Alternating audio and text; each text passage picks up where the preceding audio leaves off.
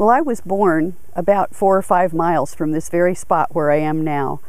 And sometimes I look around me and appreciate the beauty of this Sacramento Valley.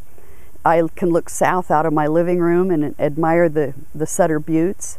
Northern California has lots of these little hidden treasures. And we forget to let the rest of the world know what a nice, clean, healthy area we live in. We have water from the Sacramento River that is historically clean and has been so far kept relatively clean. We have fresh air thanks to all the green growing crops. And it's a beautiful place to visit. It's a marvelous place to live. People from other areas are always impressed with the beauty, and to walk out at night and be able to see all the stars because of the lack of street lights.